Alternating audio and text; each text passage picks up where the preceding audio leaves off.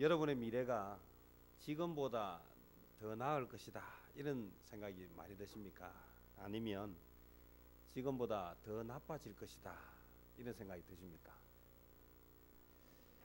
나이 이제 먹어가면서 몸은 점점 더 이렇게 늙어가고 쇠약해지고 아픈 데는 점점 더 생기고 또 기억력은 점점 나빠지고 오늘보다 내일이 더 좋을 것 같습니까? 그러면 질문을 좀 바꾸면 오늘보다 내일이 더 좋아졌으면 좋겠습니까? 누구나 다 오늘보다 내일이 더 좋아졌으면 좋겠다 하는 소망을 가지고 있습니다. 저 역시 마찬가지입니다. 저도 지금보다 더 나은 미래가 있기를 바랍니다. 여러분도 지금보다 더 나은 미래가 있기를 바랍니다. 그러기 위해서 한 가지 해야 할 일이 있는데 그것은 준비를 해야 된다는 겁니다. 준비를 안 하고 그냥 더 나아지기를 바라고만 있어가지고는 이게 잘 되지 않습니다. 뭘 해야 되는가 하면 나의 미래가 지금보다 더 나아지려고 하면 준비를 해야 되는데 뭘 준비해야 되는가? 어떻게 하면 내 미래가 좀 더 나아질 수 있을까? 오늘 이것을 말씀을 통해서 깨닫고 그래서 우리의 미래가 오늘보다 내일 또 내일보다 모레 또 지금보다 1년 후 10년 뒤 그렇게 점점 나아지는 삶이 되시기를 바랍니다. 사실 그 우리의 미래를 결정짓는 뭐 여러 가지 요소가 있는데 그 중에 하나는 오늘 성경에 보니까 익숙한 대로 우리의 미래가 결정돼요. 그래서 내가 무엇에 익숙한가에 따라서 사실 우리 미래가 결정됩니다. 우리의 미래를 결정짓는 것은 익숙한 것인데요. 오늘 27절 말씀에 보니까 이삭의 아이들이죠. 그 아이들이 장성함에서는 익숙한 사냥꾼이었으므로 어디에 갔습니까? 들에 가서 들 사람이 되었고 야곱은 조용한 것에 익숙했습니다. 그래서 어디 있었다고 합니까? 장막에 거주하였다. 오늘 우리가 어디에 익숙한가에 따라서 우리 삶이 결정돼요. 그래서 즐거운 일이 있으면 오늘 좋은 일이 있었으니까 뭐 하러 가자? 한잔 하러 가자. 이런 데 익숙하면 좋은 일만 생기면 어디로 갑니까? 좋은 일만 생기면 한잔 하러 가죠. 또 반대로 오늘 너무 기분 나쁜 일이 있었어요. 오늘 너무 기분이 꿀꿀하다. 자, 그럼 어디로 가야 됩니까? 한잔 하러 가자. 익숙한 게 그렇게 풀면 예를 들면 오늘 너무 마음이 우울하다. 그래서 오늘 가서 운동을 한 게임 해야 되겠다. 이런 사람은 운동이 뭐 하는 것입니까? 익숙한 것이죠. 그래서 사람은 항상 그 익숙한 대로 하게 되어 있습니다. 아이들이요 학교에서 집에 딱 돌아오면 익숙한 대로요. 집에 오자마자 뭐 합니까? 가방을 집어 던져놓고 냉장고 앞으로 가는 아이들이 있는가 하면 가방은 문 앞에 팽개치고 어디로 가는 아이가 있습니까? 밖으로 나가는 아이들이 있어요. 익숙한 거예요. 아주 자연스럽게 한번 보십시오. 아이들은 다 자기 그냥 생각들 합니다. 시간만 나면 아이가 뭘 하는가? 만화책을 보는 아이가 있고 또 정리를 먼저 하고 씻고 뭘 하는 게 있고요. 이 아이들은요 뭐하기에 따라서 움직입니까? 가르치는 것에 따라서 익숙해져요. 근데 그렇게 하면 안 돼라고 가르치면 안 하는데 그렇게 하면 안 돼라고 하는 말을 안 하면 그렇게 해도 되는 줄 알고 그게 나중에 어떻게 돼버립니까? 익숙해져 버려요. 익숙해지고 나면 뭐가 잘 안 됩니까? 고치는 게 잘 안 돼요. 사람은요 어릴 때부터 양손을 쓰도록 가르치면 양손을 다 쓸 수 있어요. 그런데 우리는 그런 것을 쓰지 않기 때문에 그냥 뭐 합니까? 익숙한 대로 한쪽 손만 쓰는 거예요. 그래서 요즘 현명한 엄마들은 어떻게 합니까? 아이에게 양손을 다 쓸 수 있도록 이렇게. 근데 아이들은요 의도하지 않고 혼내지 않고 자연스럽게 하면 그냥 그렇게 하는 줄 알아요. 어차피 오른손도 뭐합니까? 익숙하지 않고 왼손도 익숙하지 않기 때문에, 그래서 양손을 다 쓰도록 이렇게 만들어주면 그게 익숙해질 수 있습니다. 오늘 익숙하다라고 하는 것은 참 중요한데요. 사람들은 기질과 성향대로 가요. 사람은 타고날 때 오른손잡이와 왼손잡이가 이렇게 정해지죠. 익숙해집니다. 그래서 왼손을 많이 이렇게 움직이면 왼손도 어느 정도까지는 잘 할 수가 있어요. 혹시 젓가락질을 양손으로 다 하실 수 있는 분 계십니까? 젓가락질. 오른손잡이인데도 불구하고 오른손으로 젓가락질이 잘 안 되시는 분 있죠. 제대로 잘 못하고 조금 이상하게 하시는 분들이 있어요. 또 붙여가지고 이렇게. 그래서 이게 콩 같은 거 먹을 때 잘 못 먹는 사람들. 이게 끝이 벌어져 있어야지 이게 집기가 편한데, 요거 고치지 않으면 이게 잘 안 돼요. 훈련이에요. 근데 신기한 건요, 오른손잡이가 왼손으로 젓가락질을 연습해도 왼손으로 할 수 있어요. 한번 해보십시오. 혹시 조금 해보면 오른손만큼 익숙하지가 않아서 그렇지 왼손도 이렇게 필요한 거는 거의 먹을 수 있어요. 언제 우리가 알 수 있습니까? 오른손을 못 쓰게 되었을 때. 오른손을 못 쓰게 되었을 때 왼손으로 실제 먹어보면 오른손만큼 익숙하지는 않지만 왼손도 그런 대로 먹을 만해요. 힘이 잘 안 들어가서 그렇지. 익숙하다라는 것은요, 자기도 모르게 뭐 하게 됩니까? 그렇게 하게 돼요. 제가 말씀드리고 싶은 것은 이미 익숙해지고 나면 대단히 바뀌기가 어렵습니다. 그렇다고 해서 익숙해졌다고 해서 그럼 바꿀 수 없느냐? 그렇지도 않아요. 우리 주변에는 이미 익숙해지는데 바꾸는 사람들이 많이 있어요. 오늘 제가 말씀드리고 싶은 것은요, 익숙한 것이 좋은가 나쁜가를 판단을 해야 돼요. 내가 이 익숙한 대로 살아도 되는가? 정말 내가 익숙한 대로 살아서 정말 나의 미래가 하나님의 복을 받을 것인가 생각해야 돼요. 사람은 익숙한 대로 살기 때문에, 익숙한 대로 살다가 그의 인생이 결정나기 때문에 익숙한 것이 이게 좋은 것인지 나쁜 것인지를 빨리 결정해야 돼요. 그래서 익숙한 것이 좋은 것이면 그대로 해도 되지만 익숙한 것이 좋은 것이 아니면 어떻게 해야 됩니까? 고쳐야 돼요. 오늘 익숙한 것을 그대로 두면 우리는 그대로 우리의 인생이 결정나게 되어 있습니다.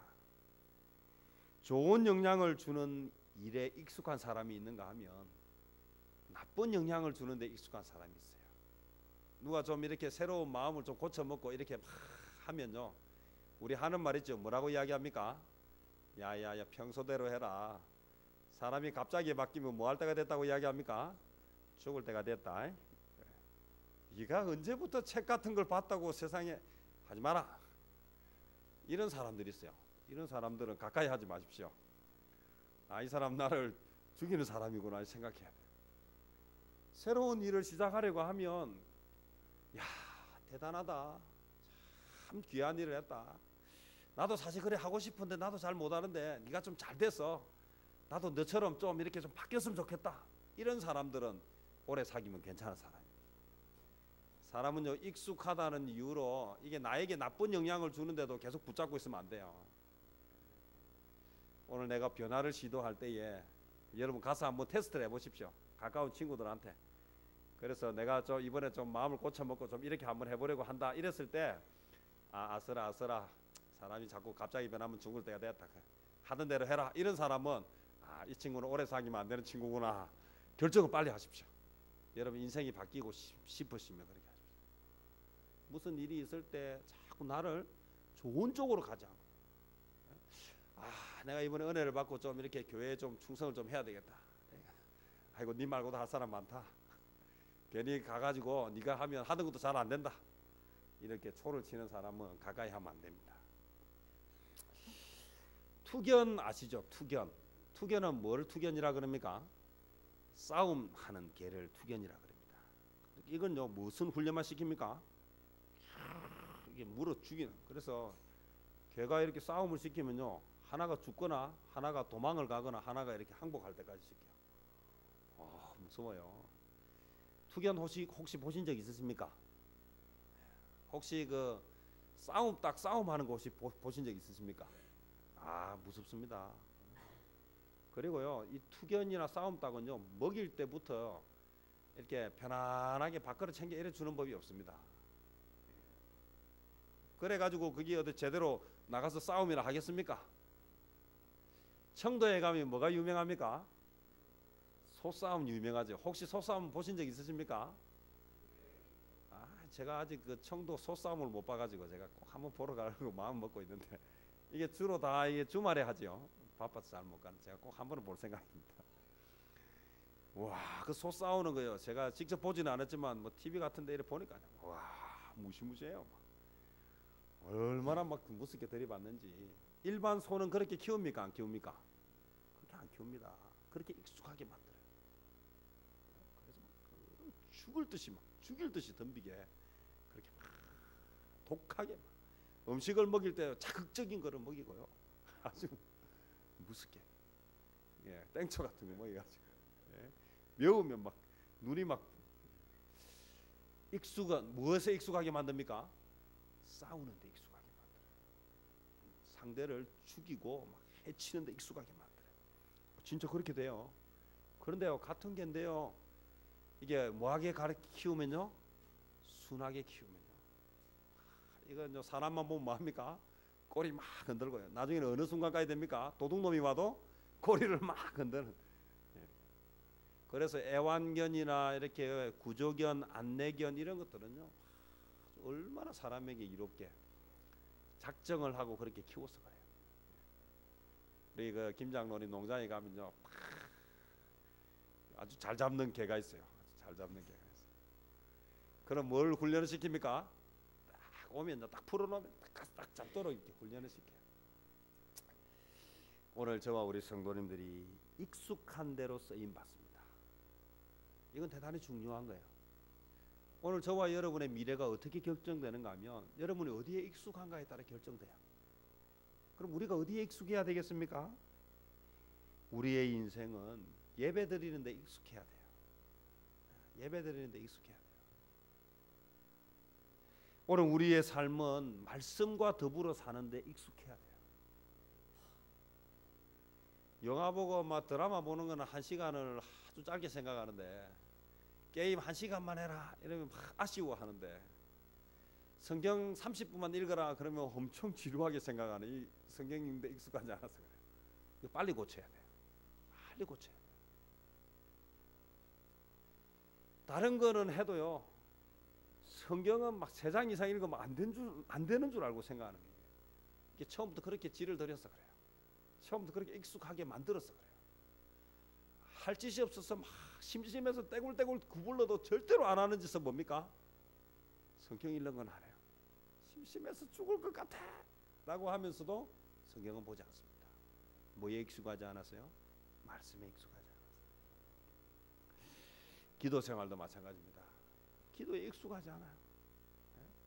5분 기도하고 나면 더 할 기도가 없어요. 기도할 때 5분은 왜 그렇게 긴지 모르겠어요. 왜 그렇습니까? 익숙하지 않아서. 오늘 그럼 뭘 해봐야 됩니까? 오늘 생각을 하고 정리를 해야 돼요. 제가 이렇게 꿈을 찾고 아이들에게 꿈을 심어주는 이런 일을 하고 있고 하려고 하는데요. 아이들에게 물어보면요, 하고 싶은 일이 뭐냐? 버킷리스트라고 하는 게 있습니다. 그게 뭔가 하면 죽기 전에 내가 꼭 하고 싶은 거 100가지 적어요. 근데요, 여러분 죽기 전에 꼭 하고 싶은 거 적으라 하면 몇 가지쯤 적겠습니까? 생각을 안 해봤기 때문에요, 적지를 못해요. 적어보는 거예요. 죽기 전에 내가 한 달밖에 못 산다. 그럼 내가 이 한 달 안에 무엇을 할 것인가? 적어봐야 돼요. 생각해봐야 돼요. 적으려고 하면 뭘 해야지 적을 수 있습니까? 생각을 해야 적을 수 있어요. 생각을 안 하면 적을 수가 없어요. 그래서요, 결국 아이들에게 하고자 하는 것은요, 네 꿈이 뭐냐? 네 꿈을 적도록 만드는 거예요. 적으려고 하면 뭘 해야 돼요? 생각을 해야 돼요. 적으려고 하면 생각을 정리해야 돼요. 뭐가 나에게 중요한가? 앞으로 뭘 할 건가? 이런 것들을 하는 거예요. 미래의 우리 인생이 바뀌고 싶으십니까? 미래의 우리 인생이 지금보다 나아지기를 원하십니까? 그러면 연습을 해야 돼요. 내가 어떤 인생을 살고 싶은가? 내가 어디에 익숙한가? 내가 이대로 살아도 되는가? 어떻게 살면 변하는가? 이걸 적어야 돼요. 100가지 기도 제목을 적어야 돼요. 그러면 기도 5분 너무 짧습니다. 100가지 읽는데도 5분이 넘어가요. 적어보십시오. 적어야 돼요. 오늘 내가 구체적으로 무슨 인생을 살고 싶은가 하는 것은 익숙해지는 훈련이 따라야 돼요. 자, 그런데요, 오늘 우리가 몰라서 못하는 것보다는요, 알면서도 못하는 게 훨씬 많습니다. 왜 알면서 못합니까? 거기는 뭐가 따르기 때문인가 하면요, 고통이 따라요. 기타 배우시죠? 기타 배우시는 분들요, 처음에 기타 좀 배우면 뭐가 아픕니까? 손가락이 너무 아파요. 손가락이 조금 하면요. 열심히 안 하는 사람은 손가락 아픈 줄 모릅니다.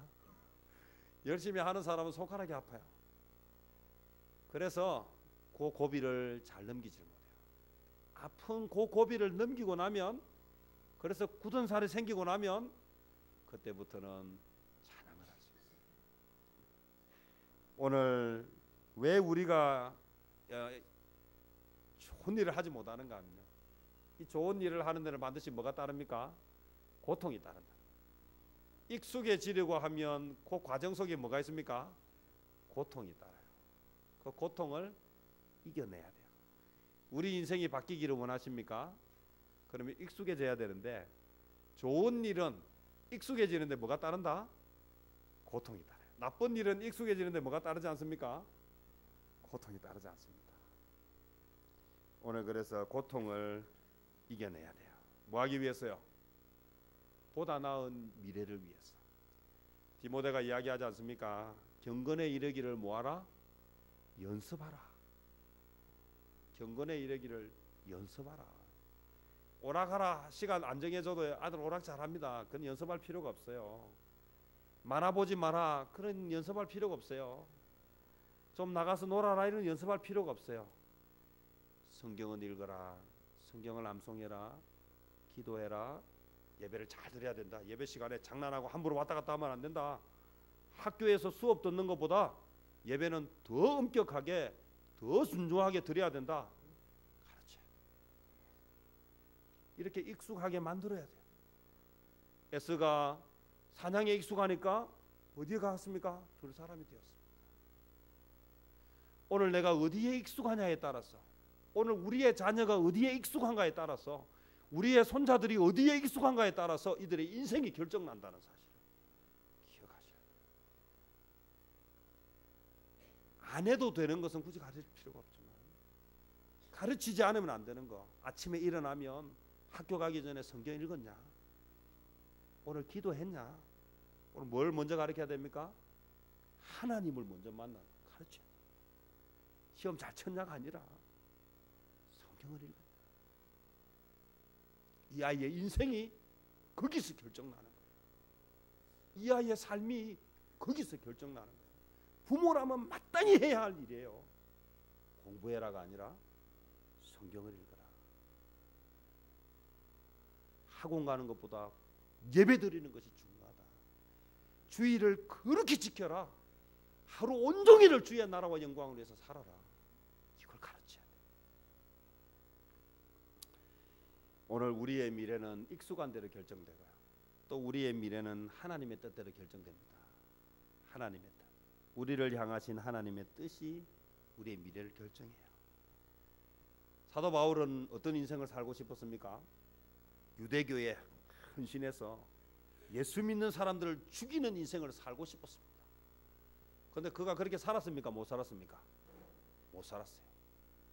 누가 막았습니까? 하나님이 막았어요. 그리고는 하나님이 어떤 인생을 살게 했습니까? 하나님의 뜻대로 살게 했습니다. 이렇게 강권적으로 인도하는 사람도 있습니다. 그러나 어떤 사람들은, 대부분의 사람들은 그렇진 않아요. 그런데 중요한 건요, 하나님과 가까이 자꾸 있으면 하나님께서 인도하신다는 거예요. 하나님이 인도하신다. 오늘 에서는 장남이었어요. 그리고 축복의 정권을 가지고 있는 아버지가 그를 사랑했어요. 그의 인생은 탄탄대로에 놓인 것 같아요. 그냥 있어도 잘 될 것 같았어요.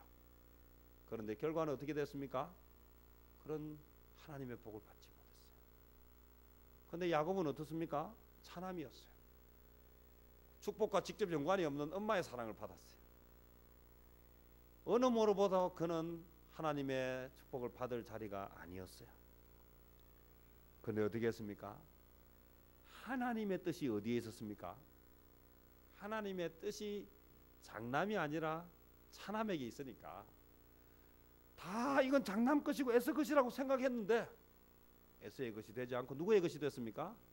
야곱의 것이 되었어요. 이건 대단히 중요한 것입니다.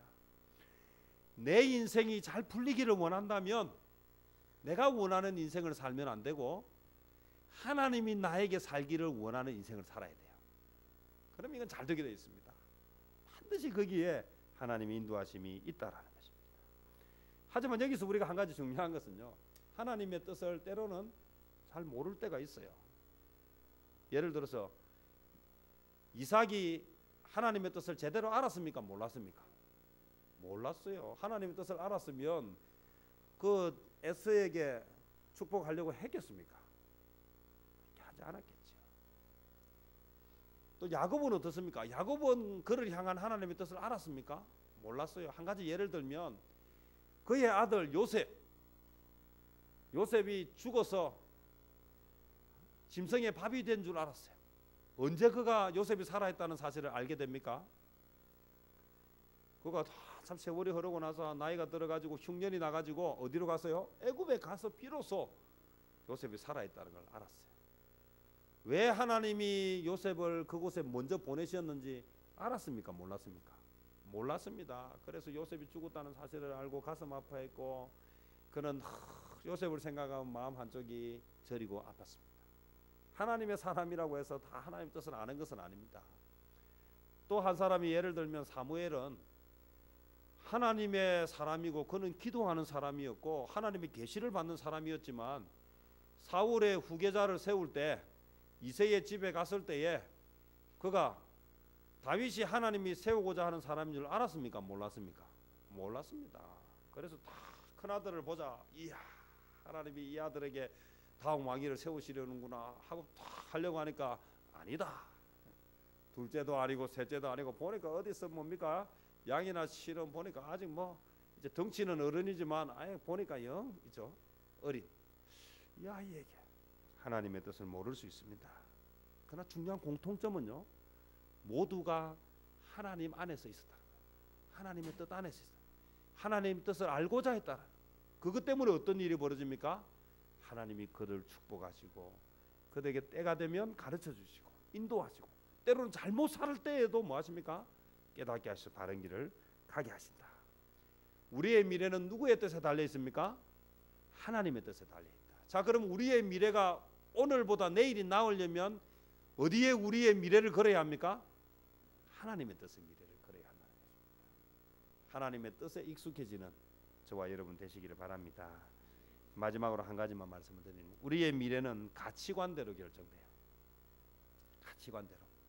오늘 우리가 말씀을 들어도요, 오늘 우리가 이 말씀을 들어도 내 가치관에 따라서 이제 우선순위를 정하는 거예요.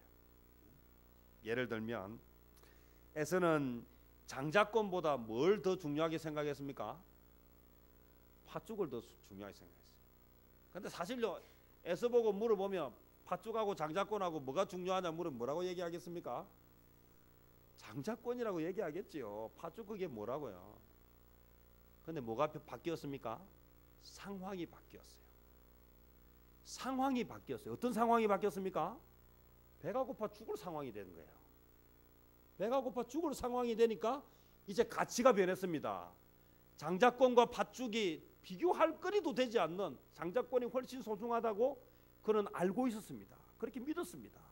그런데 배가 고프니까 이제 가치관이 어떻게 됐습니까? 바뀌었어요. 팥죽의 가치가 올라갔습니다. 뭐가 가치가 떨어졌습니까?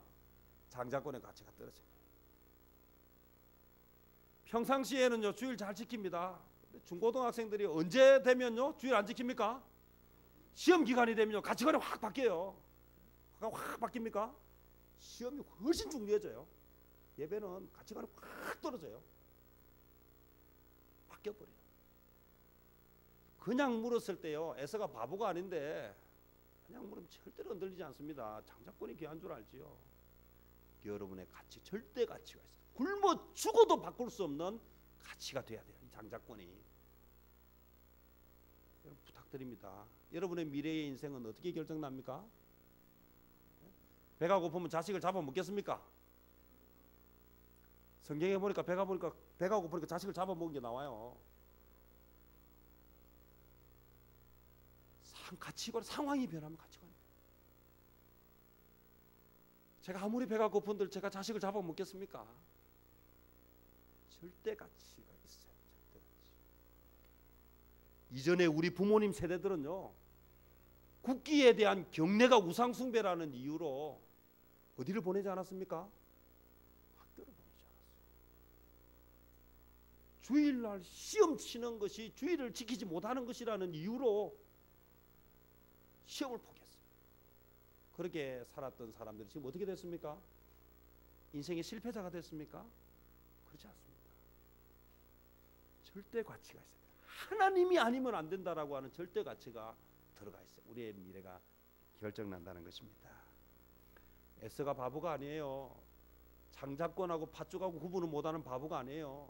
배가 너무 고프니까 죽게 됐는데 지금 내가 죽을 판인데 지금 내가 이걸 먹어야지. 장자권 그게 뭐 미래가 무슨 소용이 있어서 그것 때문에 가치관이 바뀌어버렸습니다. 평상시는 우리 잘 모릅니다. 저는요 요즘 늘 이야기하지만요 사람은 그냥 이렇게 만나서 이야기하고 밥 먹고 해가지고 사람 잘 모릅니다. 언제 사람은 압니까? 같이 일을 해봐야 돼요. 같이 일을 해보면요 힘들 때 그 사람의 본성이 나와요.